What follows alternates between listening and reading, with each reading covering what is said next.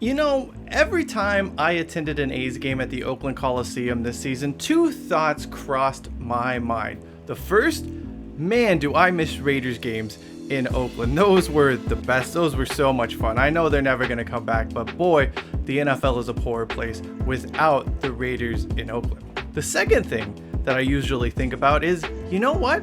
This isn't a bad experience. People crap all over the Coliseum, but why? There's really not a good answer to that question apart from groupthink, perhaps? Anyway, this is an ode to the Oakland Coliseum and a few of the older ugly duckling stadiums of the world. There just may be a lesson we can learn from a few of these.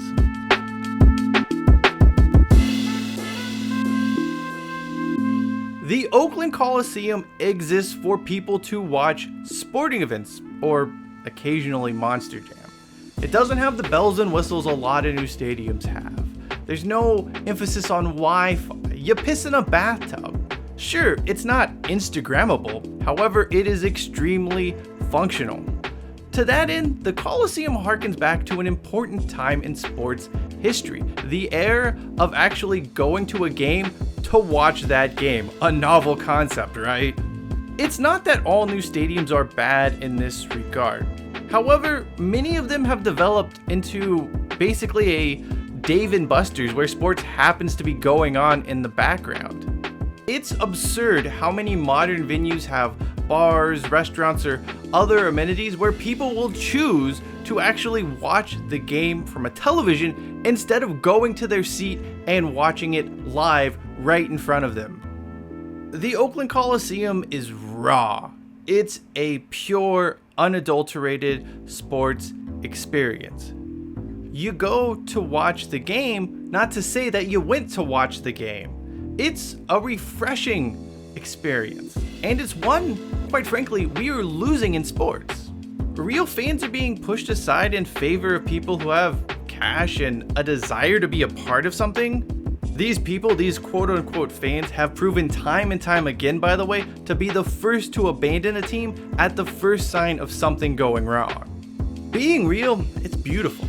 And there is no stadium at the present moment in time more real and more authentic than the Oakland Coliseum. For all its flaws, for all its shortcomings, for all of the reasons people hate it, you cannot question its authenticity as a sporting venue. Honestly, how do you not appreciate what the Coliseum represents in the sporting landscape?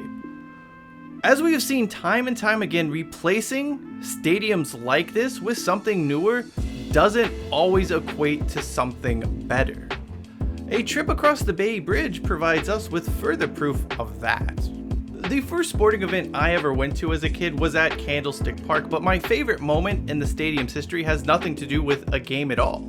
In the stadium's dying days, as Niners were just letting the thing rot and rust away, security was, shall we say, a little lax. You could drive up to the facility, tell the person manning the gate you were going to go to the ticket office, which was at that time in a temporary trailer, believe it or not.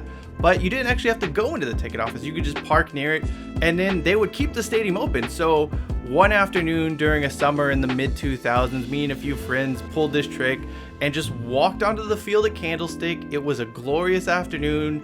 Field goal posts were up. It was one of the most amazing experiences I've had to, be on that field after having watched games there and just, getting to take it all in. Unfortunately, camera phone technology was not so great at this point in history, and I have since lost whatever photos I took on the Nokia phone I had at this moment in history. But the memories and just the reflecting back on that experience made me really appreciate Candlestick Park as a sporting venue. It's also something that would never happen at Levi's Stadium. There is no way anyone's leaving anything unlocked ever at Levi's. Speaking of that stadium, it has at best been a disappointment, and at worst, it's a giant FU to 49ers fans who have been asked to shell out huge sums of money for the right to be exposed to the elements in a facility that looks half complete. Levi's Stadium may be $1 billion facility with all of the latest and greatest features, but is it really better than Candlestick Park? I mean, I guess it depends by what metric you want to measure it as, but I also think it highlights the fact that change can be for the worst even if some things do improve. You know, Candlestick Park, it may have been a decaying, probably dangerous structure, but it had soul and it had heart. Those are two things which Levi Stadium has never managed and will probably never be able to acquire. Speaking of soul and heart, we head overseas to Madrid, Spain, and the Vicente Calderón Stadium. I remember going to a game here in 2011 and thinking to myself, damn, this is the soccer equivalent to the Oakland Coliseum, only with a freeway running under one side of the stadium. In the stadium's latter years, fans really just embraced the decrepit state of the Calderón. It became part of Atletico Madrid's identity as Spanish football's underdogs, although that concept is relative because they're still really quite large when you compare them to other teams in La Liga and the Spanish Segunda. I mean, yeah, Atletico Madrid is smaller than, say, Barcelona, but they are also much bigger than a team like Granada, so let's not get into this right now. You didn't go to the Vicente Calderón because it was a thing to do, because you wanted to say you went to someplace. That's a really good thing because parking sucked and the nearest metro station in Madrid was like a 20-25 minute walk from the stadium, if I remember correctly. Like, it is not easy for fans to get to or attend games there. Ultimately, you went because you loved Atletico Madrid and wanted to see the team play at this imperfect home because it was home. Like the 49ers, Atleti moved way far away from the city center, eventually opening Estadio Metropolitano. It's big and it's nice, but there's nothing about it that is uniquely Atletico Madrid. It also runs counter to the club's identity as being Spanish football's underdog, to being different, to being just, not like every other club in Spain. It's not even that fans hate Estadio Metropolitano. Sure, some still do, but by and large, supporters understand about why the club moved. However, most tend to agree that the team has lost something magical in the move to its new digs, and that's unlikely to ever be recovered, no matter how many years Atleti plays here. Finally, we moved to Japan and the Tokyo Dome. Unfortunately, I never got to go to any of America's great domed professional sport stadiums. They were all sort of on the way out as I was getting old enough to travel and attend games. That means the Tokyo Dome is and will probably forever be the closest I can come to seeing what it was like in that era.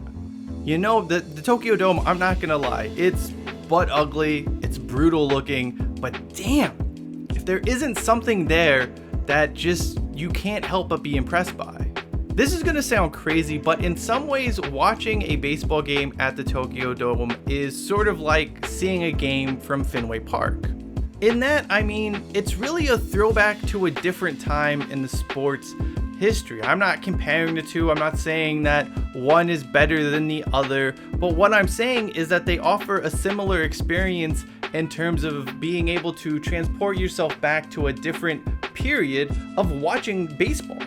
And to that extent, you can't help at least being somewhat taken aback by, just the sheer size of the dome and the experience on offer and what it's like and what it looks like.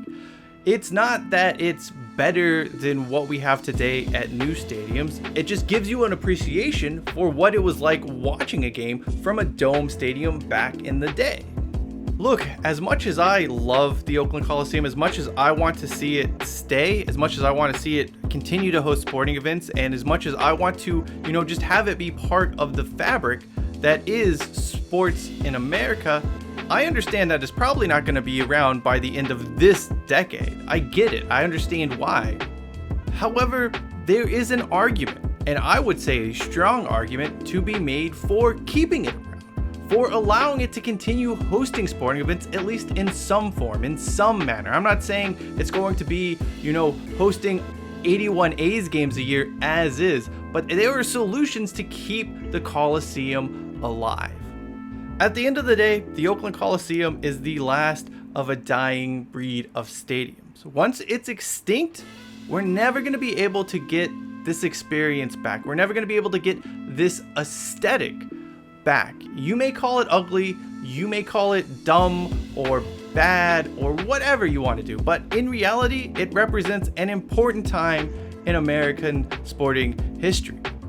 As we have seen elsewhere too, tearing down these stadiums with heart and soul doesn't always lead to better results. In fact, what you do get on occasion are just big structures that don't appeal to fans, that don't appeal to anyone, and that don't represent the team that calls the stadium home. So yeah, save the Oakland Coliseum. I don't know how, I don't know what the future would look like, but it's a discussion worth having. That does it for me. I'm Cheyenne Hollis. This is the Touchback, and as always, hashtag take it out to the 25.